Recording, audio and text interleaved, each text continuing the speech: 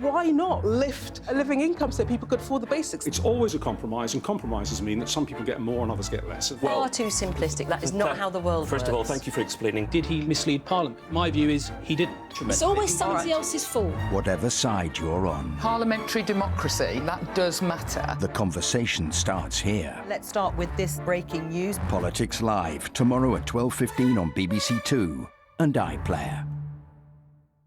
People are travelling again, heading back out on the road and rediscovering their wanderlust. Exploring new destinations and cultures, making fresh friends and creating memories that will last a lifetime. That's why at the Travel Show, we're expanding our horizons too.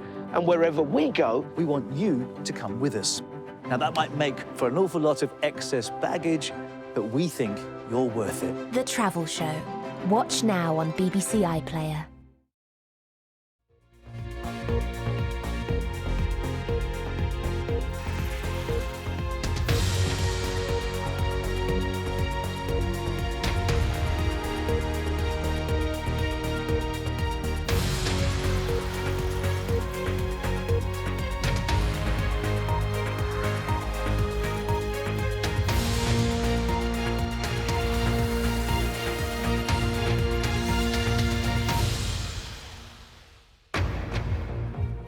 You're watching BBC News with me, Tim Willcox, live from Downing Street, where Rishi Sunak has just been announced as the UK's next Prime Minister and leader of the Conservative Party. It is the greatest privilege of my life to be able to serve the party I love and give back to the country I owe so much to. The former Chancellor will become the UK's first British Asian Prime Minister. More than a century. Senior figures in the party call for unity. There is no point in refighting the arguments of the summer. The only thing now in the minds of my Conservative parliamentary colleagues should be supporting the Prime Minister, supporting the government, supporting the British people.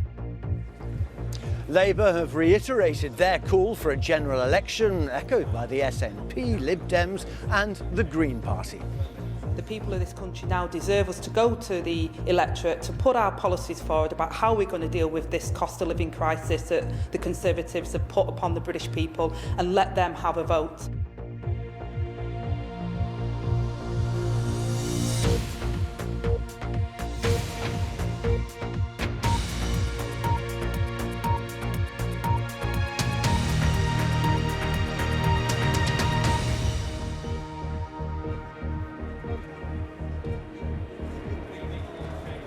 Hello and welcome to BBC News live from Downing Street. 7 weeks after losing to Liz Truss in this year's first Tory leadership contest, Rishi Sunak is the new leader of the Conservative Party.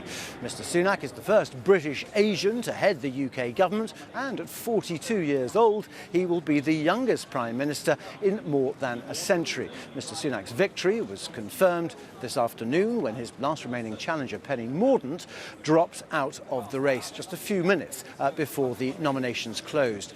He will take office as the UK faces enormous economic challenges, and with Labour, the SNP and the Lib Dems all demanding an immediate general election so that voters can have their say. Just under an hour ago, Mr Sunak made this statement to the country. I'd like to pay tribute to Liz Truss for her dedicated public service to the country. She has led with dignity and grace through a time